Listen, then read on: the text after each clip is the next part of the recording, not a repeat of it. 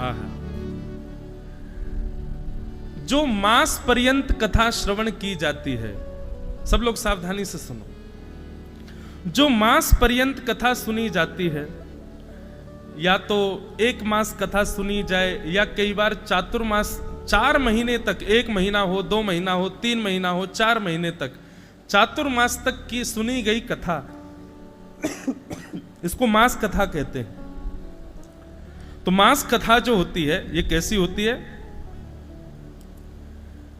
स्वाद संयुतम, ये बड़ी आनंद वर्धन वाली होती है। इसमें कोई नियम नहीं होते, इसमें ज्यादा विधियां नहीं होती, इसमें बस ये है कि आप सामने बैठ जाओ, व्यास जी मंच पर बैठ जाएंगे और मास पर्यंत या 2 मास पर्यंत या चातुर्मास पर्यंत एक ही विषय को लेकर के उस पर विविध विविध चर्चाएं और विस्तार से उस पर चर्चा होती है। सुनने वाले को भी आनंद आता है, कहने वाले को भी आनंद आता है। इसमें कोई मनोकामना नहीं होती, बस एक ही भाव रहता है, हमको भगवत प्राप्ति का वो ज्ञान प्राप्त हो जिससे भगवत प्रसन्नता हो, भगवत प्रीति हो, भगवत प्राप्ति हो। अन्यत्र सांसारिक सुख के लिए या सांसारिक लाभ के लिए इसमें कोई विधान नहीं होता। यहां पर लिखा गया है कि ये केवल स्वाद वर्धन के लिए होती। स्वाद वर्धन मतलब आनंद वर्धन। श्री कृष्ण प्रिय लगें, श्री दत्तात्रेय प्रिय लगें, श्री गुरु प्रिय लगें, तीर्थ प्रिय लगें, ऐसे प्रिय को बढ़ाने वाली ये मास पर्यंत की कथा होती है। इसको सात्विक कथा कहा जाता है। ये राजस कथा से बहुत श्रेष्ठ है। एक बार को राजस कथा में केवल मानवों का प्रवेश होता है, पर सात्विक कथा में मानव कमाते होंगे लेकिन देवता ज्यादा आते। अब यहां मानवों की संख्या कम है, श्रोता ज्यादा है, पर जितने खाली स्थान दिख रहे हैं ये सब रिक्त हैं। यहां सब देवी देवता बैठे हैं, यहां सब दैव पुरुष बैठे हैं जो हमको अदृश्य रूप में है, दिख नहीं रहे हैं। जो केवल स्वाद सुनना चाहते हैं, भगवत चर्चा सुनना चाहते हैं, उनको विधि और नियमों से ज्यादा मतलब नहीं। बंधुओं एक बात, यहां जो नियम आप लोग करेंगे वो कथा सुनने के नियम नहीं है, या मैं भी जो नियम पालन कर रहा हूं वो कोई कथा कहने का नियम नहीं है कि मैं वक्ता हूं तो मुझे ये नियम तो हमारे आपके सांसारिक प्रारब्धों की निवृत्ति के लिए है, जो आपको यहां करने हैं। वो करके कथा सुननी है ऐसा नहीं है। कथा तो आप कैसे भी सुनो, पर 1 महीने एक ही जगह डट रहे हैं तो कम से कम एक नियम का पालन हो जिससे प्रारब्ध में थोड़ी कटौती हो। प्रारब्ध भोगने के लिए संसार में जी रहे हैं हम लोग, इसलिए उन नियमों का पालन है। तो मास पर्यंत की जो कथा होती है इसको सात्विक कथा कहा गया। मासेन ऋतुना वापि श्रवणम स्वाद संयुतम सात्विकम यदनायासम समस्तानंद वर्धनम। ये आनंद वर्धन की कथा होती है, ये सात्विक कथा है। तो हम लोग जो सुन रहे हैं ये कौन सी कथा है? ये सात्विक कथा है। आज तक 7-8 वर्षों से हम कथा कर रहे हैं। अब तक हम राजस कथा कर रहे थे, पर आज पहली बार सात्विक कथा करने जा रहे हैं। ये हमारा सौभाग्य है। लेकिन एक बात बताएं, अभी अंत में बताएंगे, हम अभी तक भी सात्विक नहीं कर रहे, वो राजस नहीं कर रहे थे। कौन सी कर रहे थे अभी बताते हैं। तो ये मास पर्यंत की कथा को क्या कहते हैं? सात्विक कथा। अब एक प्रश्न मेरे मन में आ गया कि कथा भी तामसी हो सकती है। यहां पर तामस का वर्णन क्यों किया गया? तामस कथा भी क्या कभी तामसी होती है? तो उसका वर्णन कैसा किया गया वो सुनिए। तामसम यत्तु वर्षेण, तामसम यत्तु वर्षेण सालसं श्रद्धया युतं विस्मृतं स्मृतं संयुक्तं विस्मृति स्मृति संयुक्तं सेवनं तच सौख्यदम्। तामसी कथा का स्वरूप कैसा बताया गया? बोले तामसी कथा कैसी होती है? बोले वर्षेण, बोले एक ही कथा वर्ष भर तक चलती रहती है। और कैसे चलती है? 2-3 दिन कथा सुन ली, 3 दिन बाद बोले अब हम थक गए हैं, अब तुम भी सो जाओ, हम भी सो जाते हैं, थोड़ा आराम कर लो। 2-4 दिन तुम अपने घर के काम निपटाया और 2-4 दिन हम भी डोलिया में, 5-6 दिन बाद फिर मिलेंगे, फिर कथा सुनेंगे। ये तामसी कथा है। या फिर अनवरत 1 वर्ष तक चल भी रही है तो कैसी है? वक्ता कहते कहते भूल गए कि मैंने कौन कौन से प्रसंग सुनाए थे, और श्रोता भी सुनते सुनते भूल गए हमने कौन सा प्रसंग सुना था। विस्मृतम स्मृति संयुक्तम, कभी तो याद आ जाता है विषय और कभी भूल जाएं उस विषय को। और सबसे बड़ी बात, तामसी कथा कब बन जाती है? बोले आलसम, आलस युक्त कथा। बहुत ध्यान से सुनिए, यदि 7 दिन की कथा भी आप उसमें आलस्य लेकर के आओगे तो वह भी तामसी हो जाएगी। आप मास पर्यंत की कथा में भी यदि आलस्य लेकर के आएंगे तो वो भी तामसी हो जाएगी। इसीलिए श्रीमद् भागवत के श्रोताओं को आज्ञा की गई है कि मेरुदंड सीधा करके एक आसन पर बैठ करके अपने मनोभाव चित्त को एकाग्र करते हुए कथा श्रवण करनी चाहिए, क्योंकि आलस्य प्रविष्ट होते ही, ध्यान भंग होते ही वो कथा का स्वरूप तामसी हो जाएगा, तामस हो जाएगी। इसीलिए हम बार बार कह रहे हैं सावधानतः शृणु, सावधानी से सुनो। तो तामसम यत्तु वर्षेण आलसम श्रद्धयायुतम, आलस्य और अश्रद्धा से, अश्रद्धा मतलब जबरदस्ती बैठ गए, मन नहीं था, बस गुरुदेव की आज्ञा है, माता पिता पीछे पड़े इसलिए कथा में जाके बैठ गए हैं, ऐसी आलस्य युक्त कथा को, अश्रद्धा युक्त कथा को तामसी कथा कहा गया। अब ऐसी कथा वर्ष भर क्या जीवन भर भी चलती रहे तो भी वो तामसी रहेगी।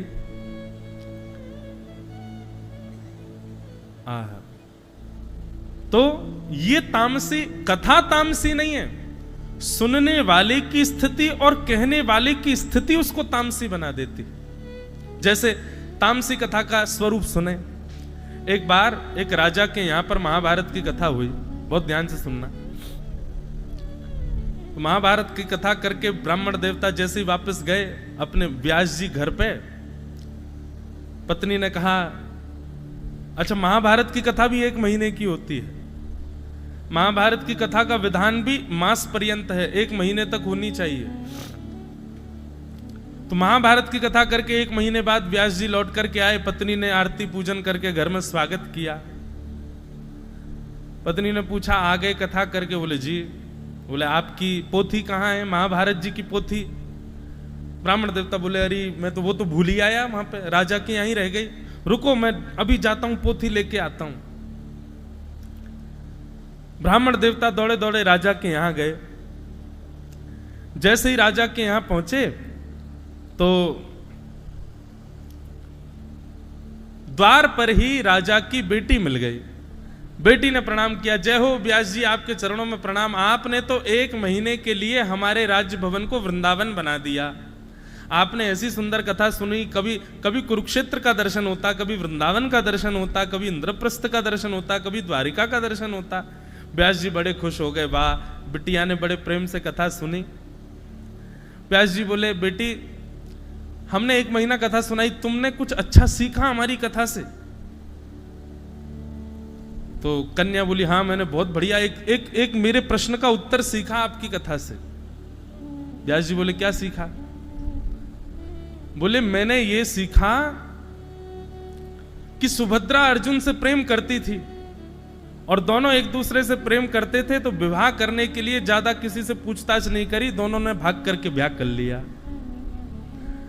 हमारा जो राजद्वार है ना, जो राज के दरबान है जो बाहर, वो मुझे बड़ा प्रिय लगता है, पर पिताजी मेरा उससे कभी ब्याह नहीं होने देंगे। मैं राजकुमारी हूं, वो दरबार है हमारा। आपकी कथा से मैंने सुभद्रा और अर्जुन के इस प्रेम को, भाव को मैंने सुन लिया है, और अब मैं भी उसके साथ भाग के ब्याह करूंगी। कल को मुझे कोई दोष देगा कि अरे तुमने ये क्या कर दिया, तो कह दूंगी व्यास जी ने कथा में सुनाया था, व्यास जी ने कथा में कही थी ये बात। और कथा की सारी बातें अनुकरणीय होती हैं। व्यास जी बोले बिटिया तुझे और कोई नहीं मिला पूरी कथा में, अपने मतलब की बात ही समझ में आई तेरे को बस। बोले अब व्यास जी आप तो आशीर्वाद दो, हम लोग आज रात को ही भागने वाले हैं, बढ़िया हुआ आपसे आशीर्वाद और मिल गया। व्यास जी बोले मेरी पोथी कहाँ है, मैं लेके भागूं, मुझसे पहले राजा पकड़े मुझे। व्यास जी थोड़े और अंदर गए तो राजा का बेटा मिल गया। व्यास जी बोले राजकुमार आओ हो। राजकुमार ने जैसी देखा व्यास जी चरणों में लेट गया, बोले अरे व्यास जी आपने ऐसी कथा सुनाई महाराज, मैं क्या बताऊं, नेत्रों से झरझर आंसू गिरे, चरणों में बार बार प्रणाम करे। बोले मैं आपका कितना धन्यवाद करूं, मुझे किस मुख से धन्यवाद करूं समझ नहीं आता। व्यास जी के मन में आया कि भाई राजा का पुत्र है, पुत्री तो ऐसी निकली, पुत्र ने कुछ बढ़िया सीखा होगा, इससे पूछें इसने क्या सीखा। व्यास जी बोले बेटा तुमको अच्छी लगी कथा? बोले बहुत अच्छी, आप इतनी मीठी कथा कहते हैं, तुमको क्या अच्छा लगा कथा में? बोले महाराज जी मुझे तो वो वाला प्रसंग बहुत अच्छा लगा। बोले कौन सा प्रसंग? बोले वो प्रसंग जहां पर आपने कहा था कि कंस पूर्ण रूपेण मथुरा की राज्य गद्दी पर बैठने का अधिकारी था, पर उसका दुष्ट पिता उग्रसेन उसको बैठा ही नहीं रहा था। बढ़िया किया कंस ने, उग्रसेन को कारागृह में डाल दिया, खुद बैठ गया। अब मैं भी यही करने वाला हूं, मैं भी अपने पिताजी को जेल में डाल दूंगा और जेल में डाल करके खुद राज सिंहासन पर बैठ जाऊंगा, और कोई अगर मुझको आके टोकेगा कि ये तुमने क्या किया, तो मैं कह दूंगा व्यास जी बता के गए थे कथा में ऐसा ही हुआ था, जो कथा में कहा गया मैंने तो उसका पालन किया है। व्यास जी को चक्कर आने लगे, मेरी पोथी कहाँ है भैया, दे दो, मैं भाग जाऊं यहां से, किन लोगों के बीच में पड़ गया मैं। व्यास जी थोड़े और आगे गए तो रानी मिली। रानी ने खूब चरण पहारे, अरे व्यास जी जय हो जय हो जय हो, आपके पुनर्दर्शन हो गए, आप कथा सुना के गए, खूब बहु प्रशंसा की। आपकी कथा ने मेरी ग्रंथियां खोल दी, आपकी कथा ने मेरे मेरे मेरे सारे संशयों का समाधान बता दिया। व्यास जी इतने सारे नकारात्मक उत्तर सुनकर के बेचारे घबरा गए थे, लेकिन मन में फिर भी जिज्ञासा उठी, एक सकारात्मक उत्तर मिल गया तो चैन से सो तो जाऊंगा। देवी तुमने क्या सुना कथा में, तुमको क्या अच्छा लगा, कोई एक बात बताओ। बोले आपने कहा कि पंच कन्या जो प्रातः काल स्मरणीय हैं उनमें एक नाम द्रौपदी का भी है। जिन पंच कन्याओं को नित्य प्रणाम सुबह उठ करके करने से बड़ा शुभ होता है, ऐसी शुभ नित्य प्रणाम करने वाली कन्याओं में से एक कन्या द्रौपदी, और वो द्रौपदी पंच कन्याओं में इसलिए है क्योंकि उसके 5 पति हैं। मेरा भी एक पति से मन भर गया है, अब मैं भी सोच रही हूं कि मैं भी 2-4 ब्याह और कर लूं। व्यास जी बोले मेरा बीपी लो हो रहा है, मुझको जाने दो यहां से, मेरी पोती कहां है। बेचारे जैसे तैसे निकल करके भाग रहे थे, इतने में ही राजा मिल गया, मुख्य यजमान। राजा को देखते ही व्यास जी बोले मेरी पोती कहाँ है, मैं पोती लेने आया हूं अपनी, मेरी पोती दे दो। मैंने बहुत पूर्व जन्मों में इतने पुण्य किए जो आपके यहाँ कथा सुनाने, लेकिन अब मैं बस उस पुण्य से निवृत्ति चाहता हूं, सारे पुण्य आपके पूरे परिवार को देके बस यहां से प्रस्थान करना चाहता हूं, मेरी पोती दे दो।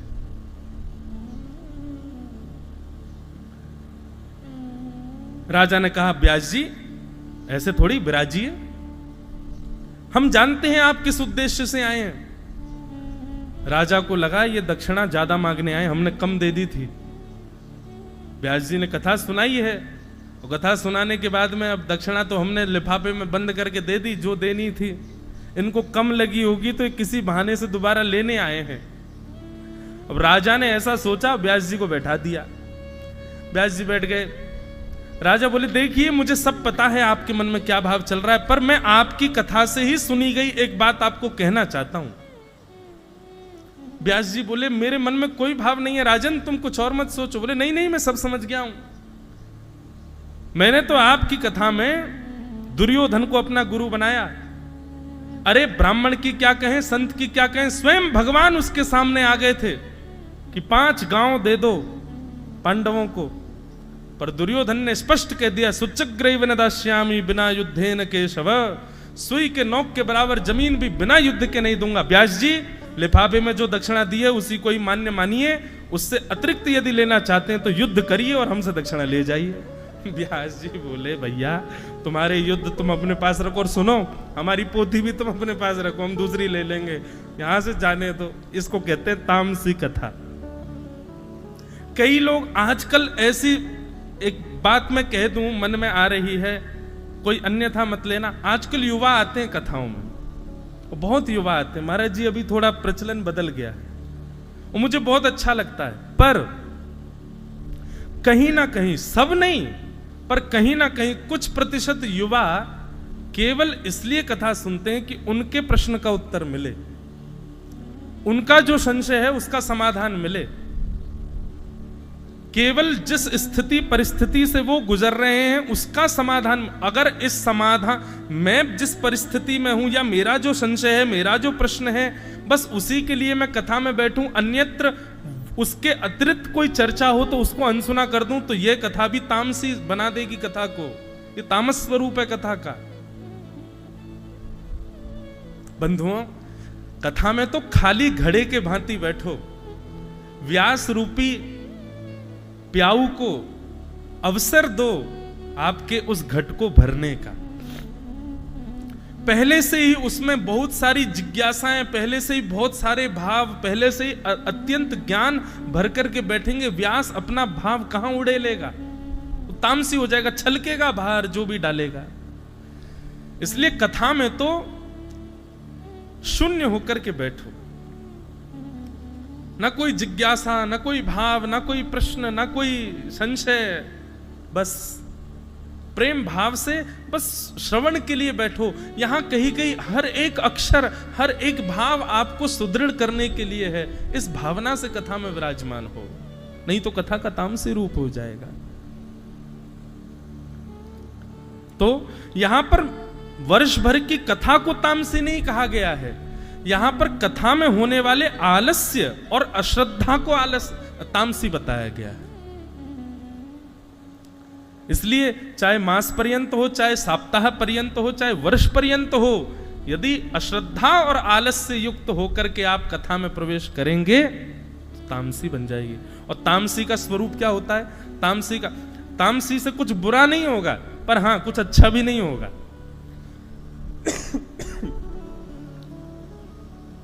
अच्छा क्या होगा?